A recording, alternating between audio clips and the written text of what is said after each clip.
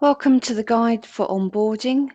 You've now completed your initial onboarding eligibility wizard and you have passed all the eligibility checks, so you're now ready to onboard for your learning program.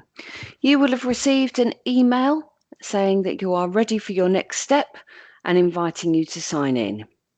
If you click on that, it will take you to the onboarding page for your learning program. So all the information should have carried over from your phase 1 of onboarding. You'll just need to read through that and just double check that everything's still correct and that you don't want to make any changes. You can ignore this self-declaration and the individual learning plan down here. They're for other funded training. They're not for apprenticeships. So you can go down to the bottom and just click next. Again, just check all of your information here, check that it's all still accurate. You may have to complete some additional questions regarding your personal circumstances, so if there are any gaps, just complete those. And there'll be some questions down at the bottom that didn't carry over because they weren't asked in your initial wizard, confirming that you agree to share your personal learning record with us. If you click yes here, then if your English and Maths and A-level results are in your personal learning record, but you can't find your certificates, we are able to take that as evidence. So please do share that with us. It does enable us to access that as evidence of prior learning. There's a privacy notice there that we ask you to read. Just copy and paste that into a browser and then confirm that you've read that. If you've got a personal learning record, so you're under the age of about 30, and we've been able to download that in your phase 1, that will show here. Because this is a test account, there's no personal learning record attached to it, so I haven't been able to download it. Then we've got some information for you to read through for completion of your skills radar.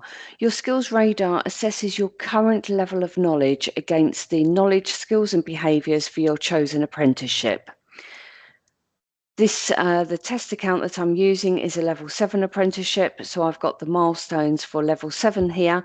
If your apprenticeship is at level 6 or below, you'll have the appropriate milestones written there. We would expect you to be at the lower end of the scale at the beginning of your apprenticeship. If you are already in high proficiency or expertise, then there would be no need for learning in that area. It may make you ineligible for the apprenticeship. We would assess your current level of knowledge versus the level of knowledge you'll be at when you complete your apprenticeship and check that there's enough learning left to fund. So please do have a read through that along with the frequently asked questions before moving over to your skills radar and assessing where you're at. Now I've done this just for speed. You will need to, it will have a button there saying assess, and if you click it, you'll be able to select where you're at from no experience to fully competent. If you want to add a note because you're rating yourself towards the 8, 9 and 10 scale, you can add that there. You can also select a file if you've got evidence to confirm your competency.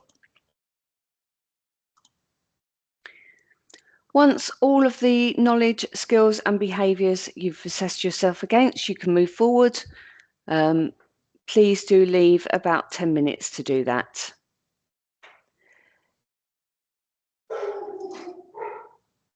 It will then confirm all your employment documents that you've uploaded earlier, so you can move past that, and it will have brought forward all your functional skills questions from phase 1. So unless you've got any changes, you can move past that also.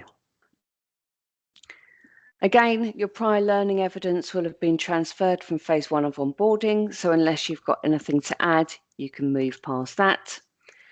And then we have a cognitive assessment that you'll need to complete. The cognitive assessment does take about 15 minutes. It's not a test, it's just an assessment to see if there's any support you're likely to need or may need to get the best out of your learning. So please do take the time to do that about 15 minutes, as I say, will be needed to do that, but finds 15 minutes when you will be undisturbed.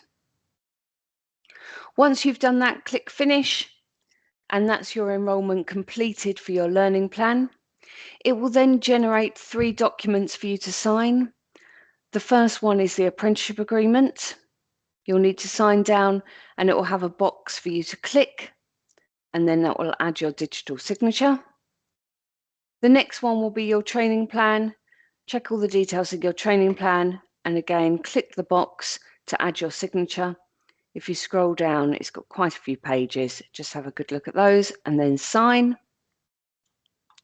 And the last one is your ILR document, which is your individual learning record when it loads. And it goes through all of the details that you've given us and just asks you to have a read through and check that all the information is correct. If it is, then just sign at the bottom and save. That will all then come through to us, and we can then pass all the documentation over to your line manager for signatures.